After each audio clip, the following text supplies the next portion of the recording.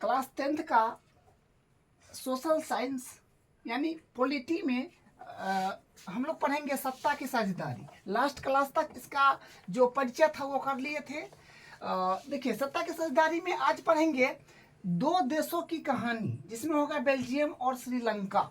तो इसमें सबसे पहले हम एक शब्द को जान लेते हैं, तो फिर यहाँ पर आ जाएंगे। क्या है एथनिक या जातीय? क्या होता है कि ऐसा सामाजिक विभाजन जिसमें हर समूह अपनी अपनी संस्कृति को अलग मानता है, यानी साक्षी संस्कृति पर आधारित सामाजिक विभाजन है। देखिए, इसका मतलब थोड़ा समझ लेते हैं। यहाँ पर क्या लिखा है? सामाजिक विभाजन, जिसे जो मानव समाज है, जिसे हम सब मिल करके क्या बनते हैं, बनाते हैं, समाज होते हैं। मतलब हम सब मिल के समाज बनते हैं, उसी को सामाजिक बोलते हैं। सामाजिक विभाजन मतलब समाज जो है मतलब अलग अलग विभाजन हो चुका है, यानी बट चुका है। जिसे जाति के आधार पर हो गया, भाषा के आधार पर हो गया, धर्म के आधार पर हो गया, क्षेत्र के आधार पर हो गया, रंग के आधार पर हो गया। क्या है? ये बट चुका है। जैसे यहाँ पर है संस्कृति पर आधारित। संस्कृति का मतलब सबका खान पान, वेशभूषा, रहन सहन, ये क्या है? ये सबका अलग अलग है। ठीक है। यहाँ पर ये जातीय का मतलब ये नहीं है जो कास्ट वाला जाति नहीं है। जातीय का मतलब है एथनिटिक, मतलब एथनिटिक इसका इंग्लिश में बोलते हैं।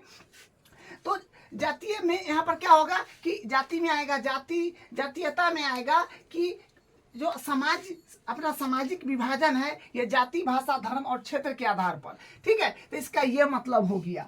जिसे यहाँ पर हम लोग पढ़ेंगे अभी दो देशों की कहानी। तो दो देशों की कहानी में आएगा बेल्जियम और श्रीलंका। ठीक है। तो बेल्जियम में सबसे पहले हम लोग जानेंगे कि बेल्जियम का राजधानी कहाँ है। बेल्जियम का राजधानी कहाँ है? तो बेल्जियम का राजधानी है ब्रुसेल्स। सबसे पहले जानेंगे कि राजधानी क्या होता है। देखिए, राजधानी जो सभी राज्य का जहाँ से राज्य होता है, उसी को हम लोग राजधानी बोलते हैं। जैसे क्या है, बेल्जियम की राजधानी ब्रुसेल्स है। जैसे भारत की राजधानी नई दिल्ली है। क्या है? नई दिल्ली में संसद भवन है, राष्ट्र भवन है, क्या बोलते हैं, प्रधानमंत्री जी का घर है, राष्ट्रपति जी का घर है। मतलब ये नेता लोग का घर जो होता है वो कहाँ होता है? वो होता है अपने राजधानी में। राजधानी से ही अपना सभी राज्यों पर क्या करते हैं? राज्यों पर वहाँ से ही अपना राज्य चलाते हैं, कानून बनाते हैं और राज्य पर लगाते हैं। उस तरह से अपना राज्य चलता है।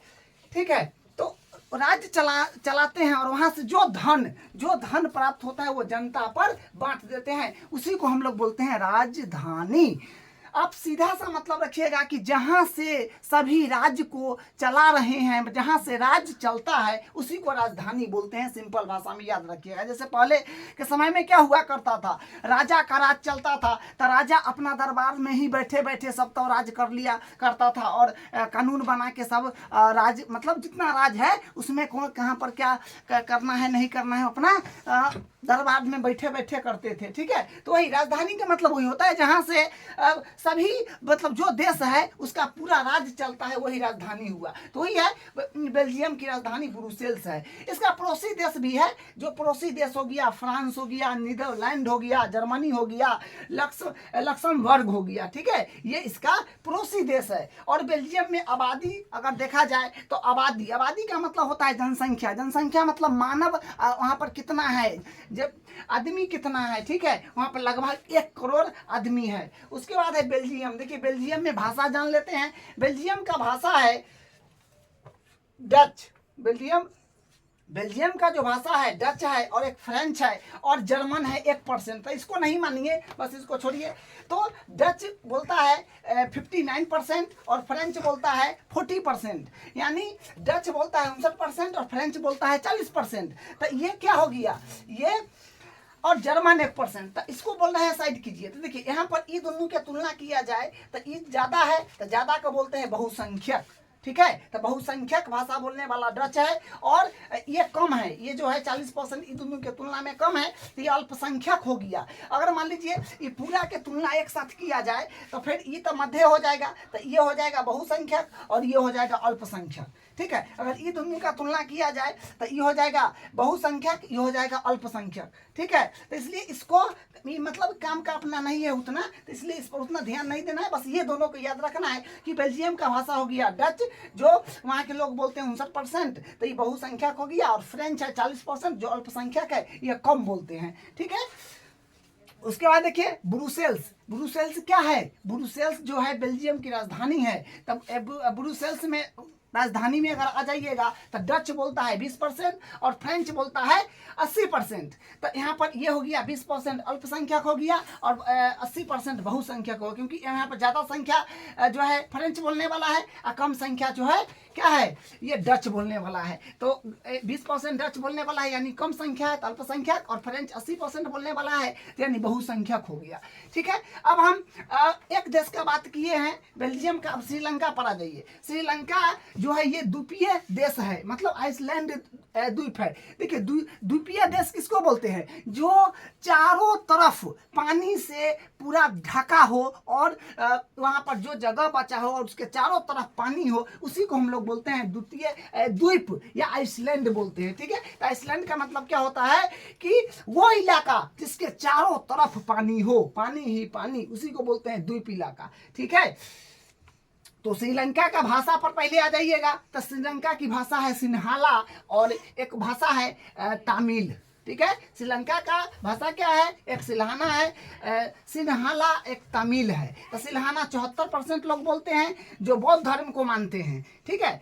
सिल्हाना 74% लोग बोलते हैं, सिन्हाला 74% लोग बोलते हैं वो बौद्ध धर्म को मानते हैं। तमिल 18% लोग बोलते हैं जो हिंदू और मुस्लिम धर्म को मानते हैं, ठीक है।